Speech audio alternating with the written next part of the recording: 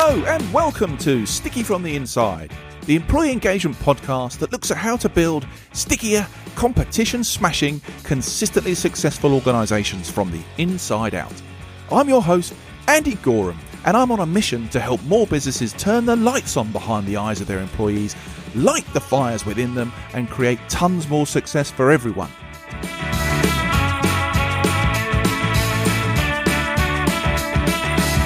This podcast is for all those who believe that's something worth going after and would like a little help and guidance in achieving that. Each episode, we dive into the topics that can help create what I call stickier businesses. The sort of businesses where people thrive and love to work, and where more customers stay with you and recommend you to others because they love what you do and why you do it. So, if you want to take the tricky out of being sticky, listen on. Okay, if I had £1 for every time someone said to me, Andy, I get what you're saying about the importance of company values and choosing the right words and then showing them to be important through actions. But how do you really go about making them live and breathe in a business? I can't tell you. I reckon I would be a lot better off. But you know what? It is a good question. And I think it's the right question. And for me, it shows that there's a purpose behind wanting to have them in the first place. And for me, that's a great starting point.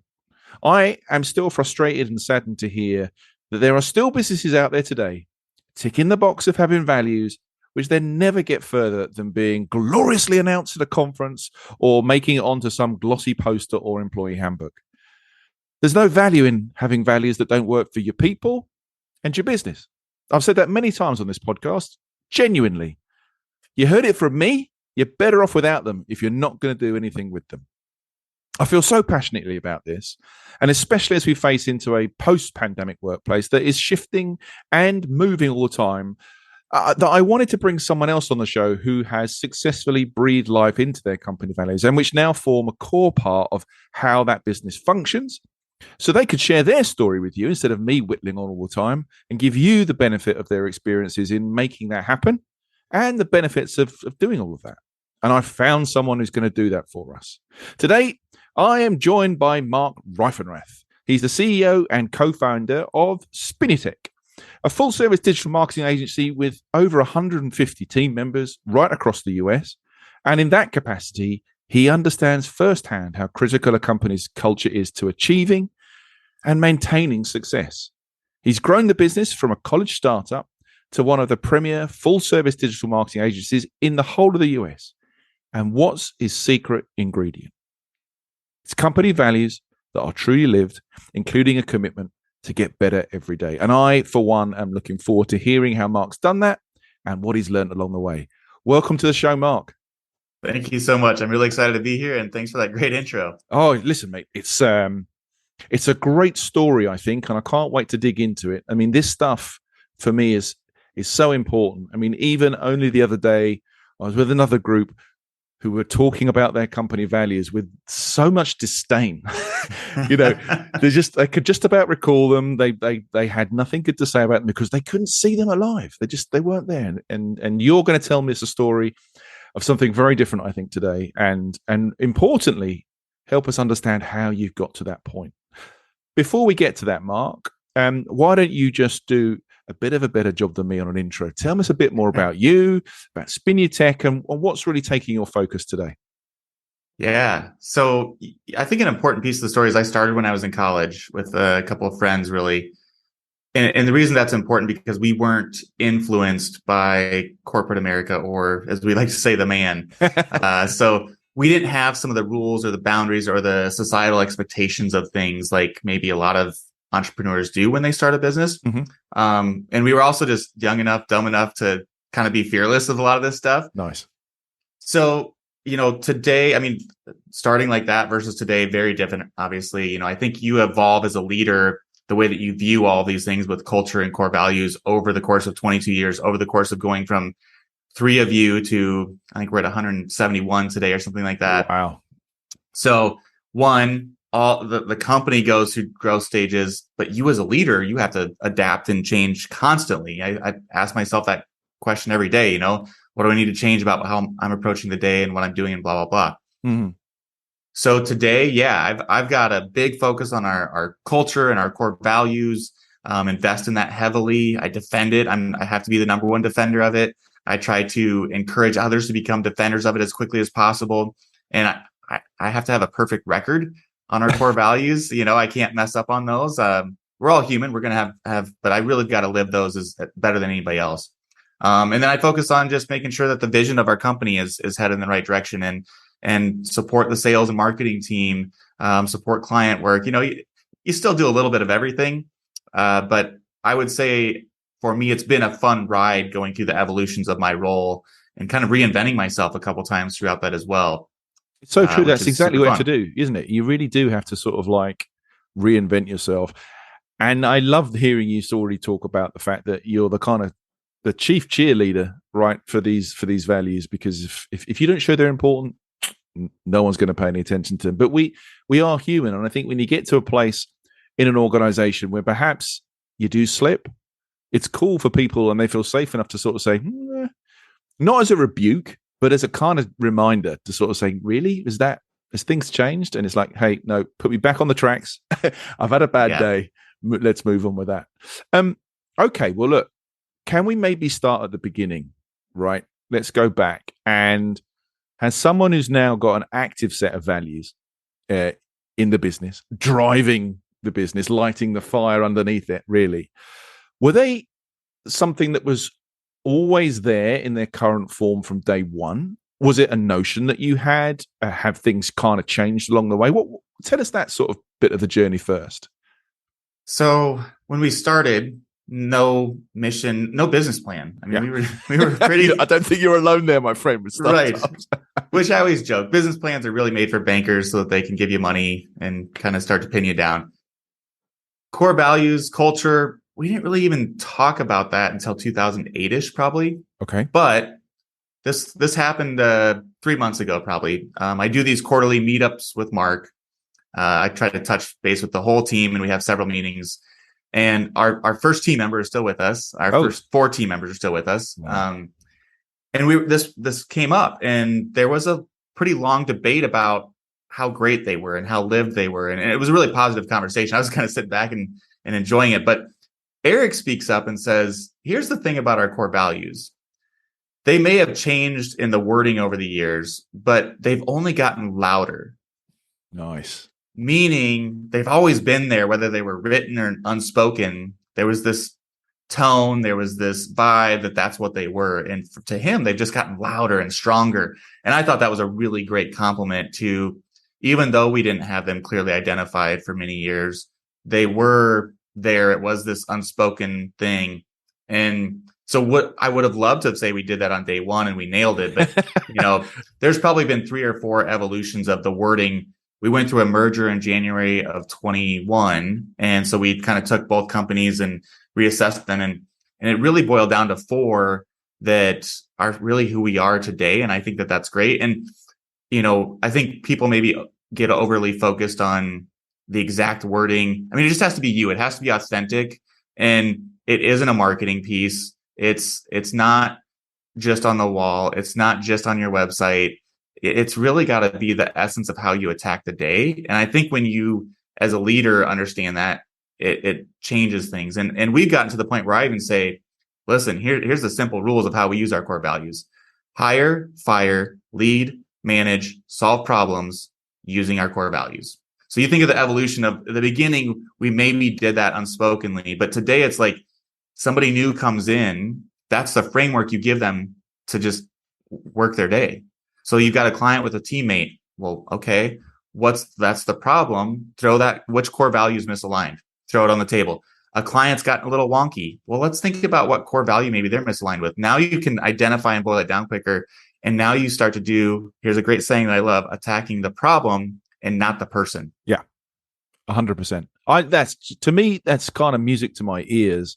And what I really like in that is, well, God, there's a whole bunch of stuff I really like in that. But I think that the first part, right, about these things intrinsically being there that you then kind of bring to the surface more, or you make more overt. I mean, there are cleverer people than me that have done work on values, but I really like Patrick Lencioni's kind of work on values. And if we were to think about his 4 definitions or 4 types, right, of values, the core ones, the ones that are deep, the kind of ones that you're talking about here that have just been there. And these are the ones that kind of eke out because they're the most important. They're almost the unconscious ones that you behave by, right? There's those aspirational ones. And I think this is sometimes where companies fall over because they start talking about these are our values and they don't express the fact that actually we don't maybe have this yet, but if we want to succeed, if we want to hit where we're going on the journey, we need to kind of develop this kind of stuff. Then there's the other side of the stuff, these permission to play ones, which I think are what drive me bananas the most, because these are the ones that people roll out like it's kind of like a magic 8-ball. Which value should I have? Oh, I'm going to have integrity. Brilliant, right? That just gets you to the table, right? To play. That doesn't do anything really for your business. If you're having to say to people, we won't cheat and lie, work with us, I think you got a problem. And then I think it's interesting with the accidental ones, the things that kind of stumble out of there that just happen. And when you think about the values you've now landed on, right, the ones that are loud, what sort of mix have they come from? Were they all core? Has there been aspirations that are now core? How's it kind of works? I think they're all who we are. I think it's just, and that's a direct reflection of myself and my partners, really. Yeah. And I'll just rattle them off real quick. So, sure. Yeah, great. We get better every day. We do the right thing. We over me, and we own it. And so there's themes in all of those. And the get better every day mentality is we're going to be lifelong learners. We're going to push ourselves to get better. We're going to push the team that we're on to get better, which is going to make our clients better and the business better. So it's a very simple philosophy of just attacking every day, a growth mindset, not a fixed mindset. Do the right thing. That's the integrity one, but we take it and say, listen, we do the right thing even when it's the hard thing, even when nobody's looking. It's just that, and we talk about transparency with our clients. So digital marketing, there's a lot of data. There's a lot of way to fudge numbers and make it look good even when it's bad and vice versa. So if we're failing, we want to let our clients know right away. Yeah. So that's doing the right thing. So that's the lived version of that. We over me, you're a team player. You come to work to be part of something bigger than yourself. And it's not trying to climb the corporate ladder. It's not letting your ego get in the way. We say team player or team member instead of employee. Team members come to be part of something greater than themselves. Employees come to check boxes and check clocks.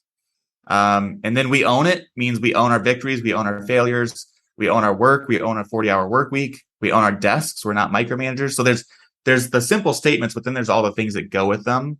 And I do think 4 is a great number. You can have more if you want to, but for us, this is just what truly embodies it. And then what I would say is maybe going deeper on this, for you is how do you live those? Yeah. Well, it's the essence of how we attack the day. I said that earlier, but in our shout out channel on Slack, it's not just Andy did great with this client, blah, blah, blah. It's Andy displayed we over me when he with the client or with this internal team. And they'll list out one or multiple core values and that's all that's feed is filled with. There's probably a couple sitting on there that I haven't seen today yet. So that's exciting. That's how you live your core values. It's just one part of it. So not only are they attacking the problems with the clients in their day and their teams with it, but then we're recognizing it to encourage it and reinforce why we live that way.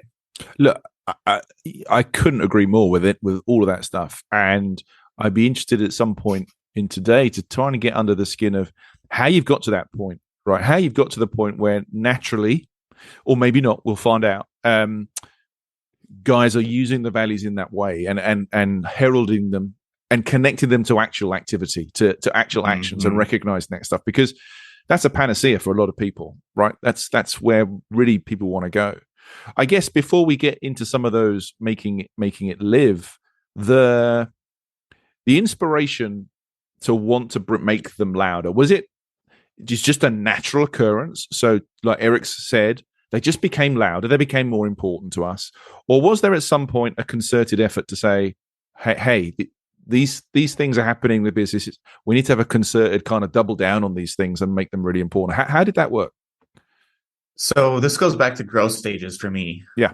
When I was working with everybody on the team every day, talking to them multiple times a day, or that works well when there's 20 people, 40 people, 50 people, and you have those regular casual collisions with them. Yeah. 170-ish people across 5 offices, and we have 50 plus truly remote people across the country. And we're really in a full hybrid, pretty much basically remote at this point. You don't do that. You don't see, I can't talk to everybody every week, and I don't. And so they don't see them lived out. They don't know. Like, another thing that we promote is, let's have fun while we work. There's no work hard, play hard. It's all balled into one. We can work hard while having fun. Yeah. I model that, but if they don't see that, they don't know that. And so the drive to make them louder, and it's part of how we hire, fire, lead, manage, solve problems, all that fun stuff, is because of our size. And so as a leader, when you hit a certain size too, you have to say things multiple times, 7 different ways, or 100 different ways, so that people hear it and understand it. And so that was the impetus for being louder with them. But I would say it has forced us to get more formalized with them, and also maybe realize the benefits of being louder about it. And that Slack channel is lighting up all day with that.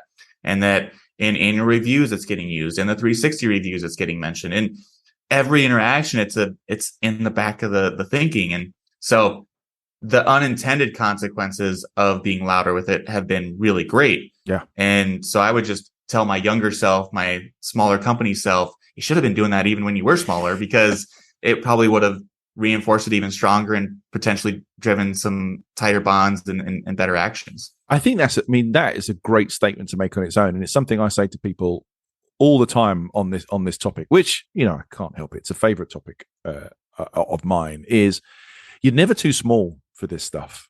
Right. And I think this is the thing, is that people look, well, we're only a small business. There's only a few of us, a handful of us. We just do what we do.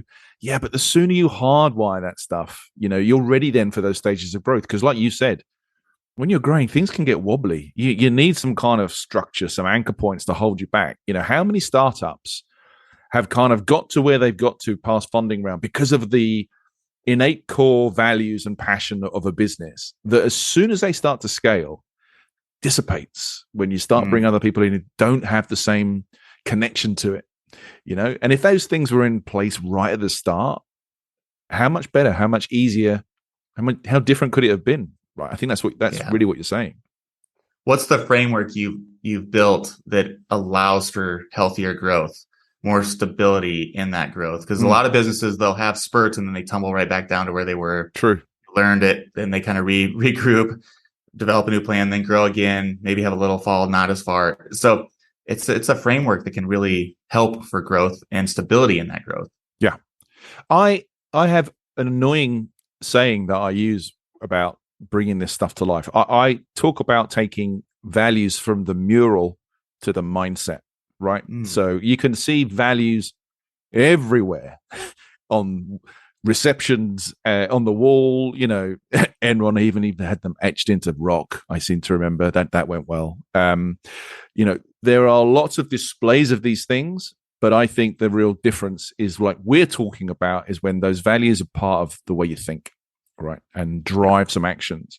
And so, can you think of anything specific? Like, go back to when you started to make these things louder. Was there anything specific, or the first task that you did to get them off the page, off the poster, off the design pad, and actually into psyche? Can you remember what some of those first things that you did?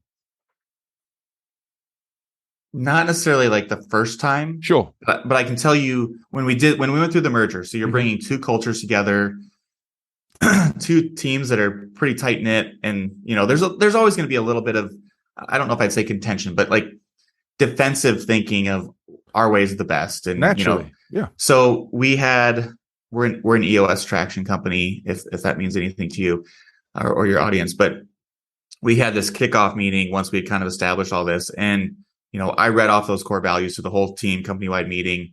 And then they're reiterated, especially during those early days of that. But for any new team member, I do a cultural and core values overview that starts that. So it's that company-wide meeting was kind of that kickoff. And then it really started to work into the Slack channel, and it just started to trickle and permeate into everything.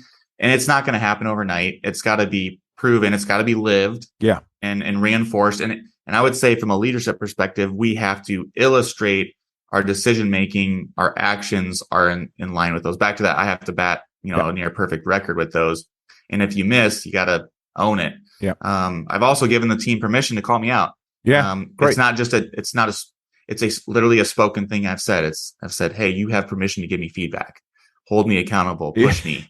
I want to. And that's part of, the core values too, of that there's accountability in all those. So I think it's really, you have to live it, especially your leadership team. They've got to illustrate it on a daily basis.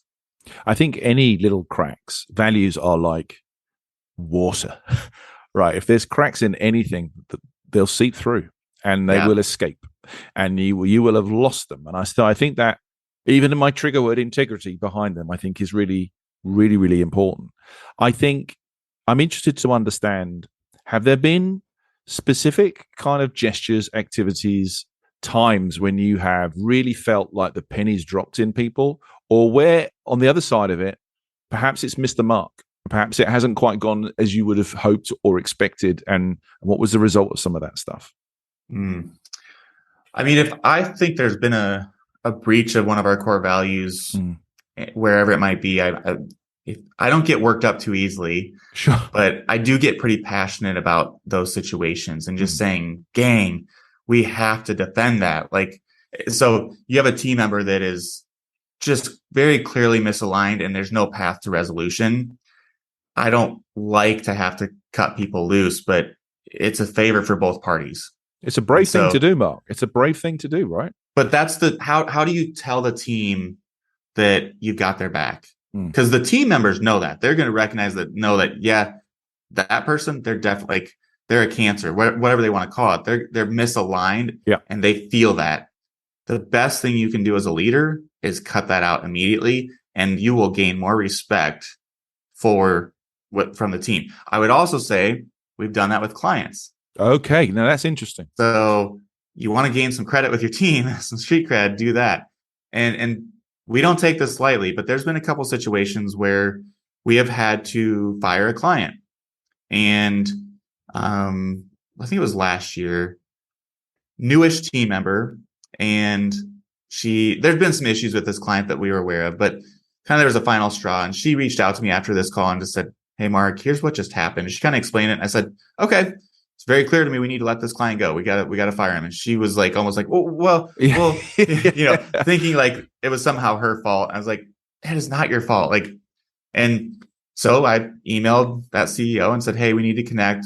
Just a heads up. We're going to talk about transitioning this account away from Spinutech. We'll support you, but I'll talk to you live, give me a call.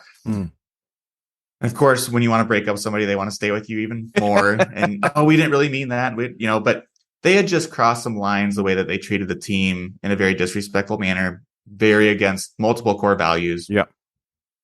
And you got to, is it dollars that you're going to defend, or are you going to defend your core value and your culture? Listen, I actually think it's really easy to say, I'm going to defend my culture, right? I'm going to defend my people. And I reckon if I had 99 guests out of 100, they would say that, right? Right. What actually happens, though, I think is going to be a whole different story.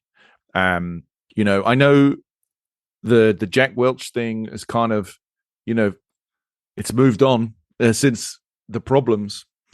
But I go back to some of the stuff that came out of that work, and what he did and Blanchard talked about that simple 2x2 of high performing versus high cultural performance, right?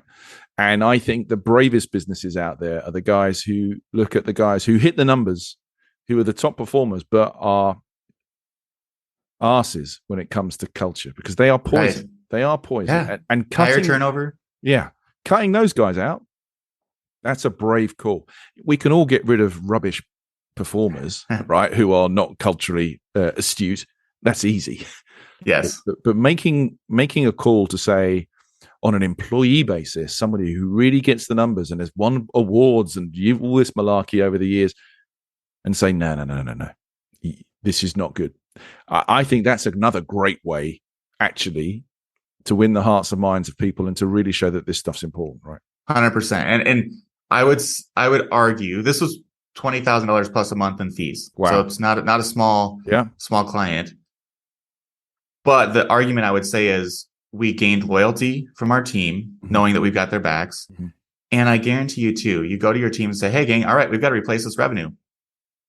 Are they going to figure it out? They're going to work hard to figure it out. Yeah. Are they in complete control of figuring it out? Probably not, but they're going to do everything in their power to help that. And they're going to work harder on great clients, knowing that we're aligned and go there. So fortunately, this has only happened a handful of times over the course of time, but we can't pause in those moments. If that's what it is, that's what you got to do. Can I ask you a question, Mark?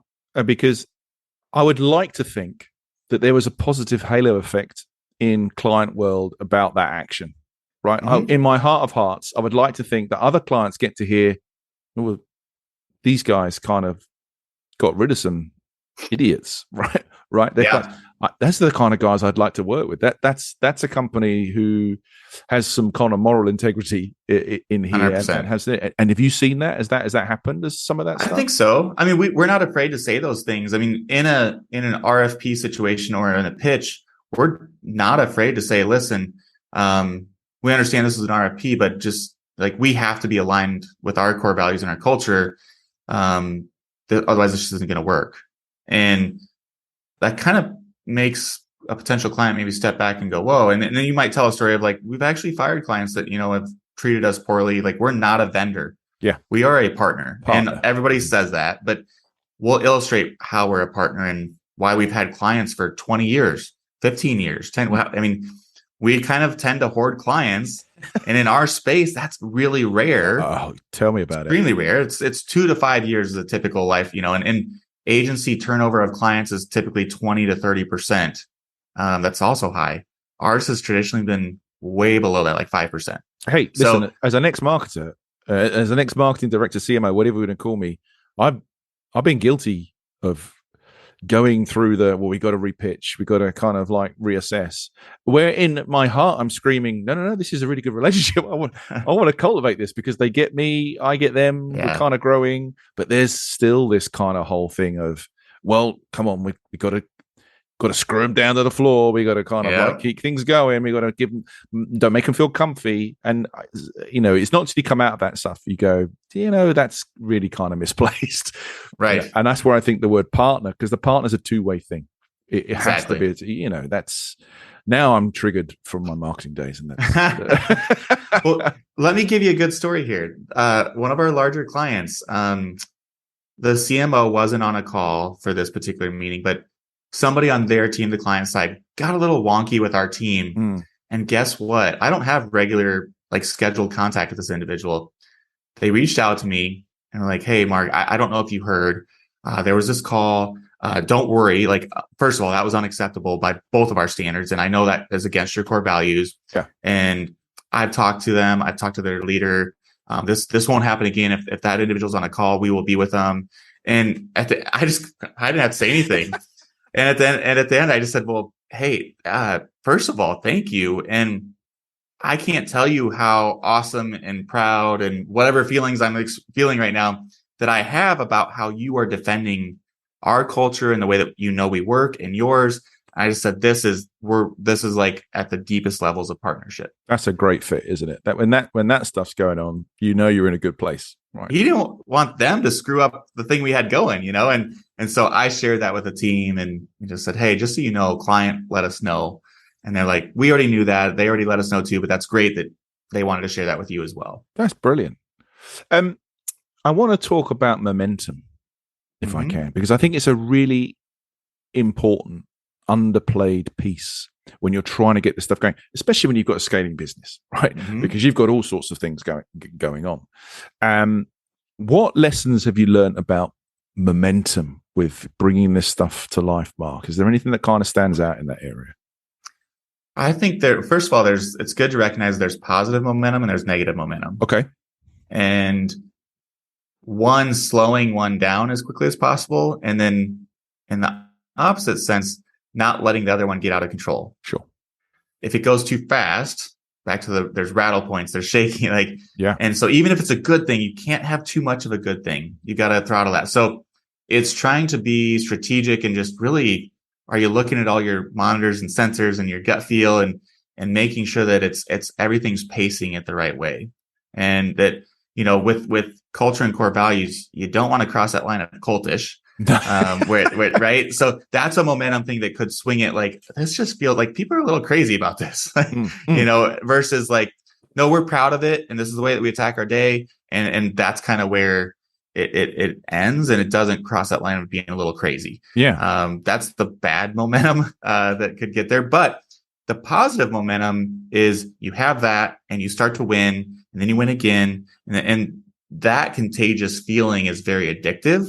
And I would say we're experiencing some of this where that wasn't the norm, or we were in rooms we didn't deserve to be in. We were winning clients we didn't deserve to be winning. Well, but when you do that a bunch, it becomes an expectation. Yeah. We're probably now starting to like, okay, let's not fail to recognize the small and big wins, no matter what. We can't be Alabama, Nick Saban, he's won multiple national championships. And I've been talking about this a lot lately. He's getting interviewed right after winning a national championship. Hey, Coach Saban, how, great team, great effort. That team we played was really great season, and they're like, oh, awesome. How long are you going to enjoy this? Well, probably the rest of tonight. And then tomorrow morning, we'll start working on next year. Holy cow. Like, he's given himself less than 24 hours to soak in another national championship. Yeah. So I think we've got to always remember to recognize and celebrate the small wins and the big wins, not just the big ones. But it's a weird thing to get stuck in that cycle. It's good that your standards have risen, but you have to make sure that everybody is feeling, wow, that was a great win. We just won another championship. All right, let's celebrate it. Let's re-gear, let's retool, let's take time off if we need to, and then go attack the next one. It's so easy for us to just gloss over the good stuff or even the strengths that we have and forget about them because, well, they're done. It's done. We got to focus on the weak stuff, right? We got to build muscle here. We got to train hard here. And I think sometimes that's the same in momentum, because if I'm trying to do this stuff with businesses, for clients, often when we're talking about bringing this stuff to life, the concentration internally will be, see, we got this cohort over here. They're going to be really hard and really tough. We need to really concentrate on getting the message into them. And I kind of come from it from the other perspective of, nah, we'll leave those guys, right? I want you to hunt where all the sunshine and energy is, because I want us to build some momentum. The Mexican wave, if you like, that we need has to start with some guys who want to stand up and wave. And at the end, when we built the momentum, the guys at the bottom who are going to cause a problem, they're either going to get caught up in the wave and start waving, or they're going to drown, and we will get rid of them. Yeah. Right. And exactly. Is that the same sort of approach that you would take? Yeah, I think that with different growth stages, there's different people that are equipped for those stages. And I think that it's a healthy thing for them to transition. They may have outgrown you. You may have outgrown them. Mm-hmm. And so that wave of momentum, some people love all stages of that, some don't. And that's okay. But you can't allow underperformance to happen. A top performer will not remain a top performer forever, potentially. Yeah. And so recognizing that and celebrating that it can be a positive thing. Well, you have already referenced a whole bunch of benefits that you've kind of seen as a business, and certainly some of the guys in the business are recognizing. If you were to think about the kind of overarching benefits that you see, and perhaps some of the under the cover benefits that you realize, how would you quantify some of those? How would you kind of say that they manifest themselves? Well, one, for me, like, I don't have any, there's no lies I'm holding. Like, I'm very confident in the way that we present ourselves. But I think, our retention rate has been amazing, traditionally speaking. We are a profitable company. We've never had to take a business loan. We didn't get outside funding. So I think our retention rates for both our clients and our team, and the fact that we're profitable, those are all simple metrics for success. And we can look at what industry standards are, and we typically outpace all of those. So there's healthiness, and there's just a health factor in all of that. I think that is it would be harder, I would think, to grow if we didn't have all this in place. Yeah. It would have been harder to grow in a healthy fashion. I think that's the piece, isn't it? Because legitimately, I can't sit here and go, look at all your fantastic growth and plaudits and testimonials and all that kind of stuff because you've got values. Yay. Because there's a whole load of work, right? There's work that goes in, there's technology, there's innovation, there's effort, blood, sweat, tears, all that kind of stuff. But I think that last thing you said is that values have kind of acted as a sort of multiplier, right? Yeah. Or a sort of lubricant to quicker success, right? Or more sustainable success. Absolutely. Yeah. Absolutely. And I think I've said this, I don't know how we would have grown at the pace we did if we didn't have those things in place. It would have maybe allowed somebody to get into the organization that didn't align and become a cancer and a disruptor and stalled that out. Or, companies can grow. I mean, I think too often we celebrate revenue growth, but why just grow revenue if it's not profitable? You've got to maintain your profitability. Otherwise, why are you doing it? At the same time, if your culture starts to get off balance, you might need to hit pause, get that reset, because don't just get addicted to the dollar. I think that I don't lead with thinking about the money. If we've got the right team, the best team, they're happy, they're super talented, the rest of it's going to figure itself out. I was going to say, that's the outcome, right? That's the outcome of all those things that you're doing is we'll be profitable and things will be good and we can reinvest and we can look after people and we can do some great stuff. We can do great things for clients. We can really kind of like motor on that sort of stuff. But, it's an outcome at the end of the day. And yet still around many boardrooms, it's the number one focus, right? Give me the top line numbers. Give me the top line numbers, and the rest is forgotten. I'm so enjoying this conversation, but I just glanced at my timer and gone, where the heck's that time gone already? Right? I got this thing in the show I call sticky notes, Mark. Yep. Right? So it's where I try and see if I can have my guest summarize their biggest pearls of wisdom here, right? So I ask my guests to leave behind 3 little sticky notes, right? And we're thinking about here on the lessons you've learned of really making values live in your business. Knowing what you've done, looking at the journey you've gone on and the benefits you're seeing, what are your 3 sticky notes that you'd leave behind today, Mark? So I think that you've hit on it, that lived core values, not aspirational core values. That would definitely be one. I really love the hire, fire, lead, manage, and solve problems using your core values. Yeah. And then the third one, I would say, as a leader, you have to be all in, bat that near perfect record on your core values and culture. Brilliant. Love that. Mark, I kind of knew this was going to be a fun conversation. It's a topic I really love. It's just brilliant to hear guys who are making a real go of these things and really seeing them work for them. It's stories I love to hear. It's stories I'd love to then go on and tell other people. So I'm really grateful for you coming today. I wish you nothing but success. And hey, I'd love to keep in touch and hear all about these things that are going on and the next great things that you achieve. Thanks so much for today. Oh, thank you. I enjoyed it as well. And I think we could have kept talking for another couple hours if we wanted to. No question. Absolutely no question. But look, you take care, my friend. And thanks ever so much. Oh, thank you so much. It was an honor. Brilliant. Well, that was Mark Reifenrath. And if you'd like to find out a bit more about him and any of the things that we've talked about today, please check out the show notes. So, that concludes today's episode. I hope you've enjoyed it, found it interesting, and heard something maybe that will help you become a stickier, more successful business from the inside going forwards. If you have, please like, comment, and subscribe. It really helps. I'm Andy Gorham, and you've been listening to the Sticky from the Inside podcast. Until next time, thanks for listening.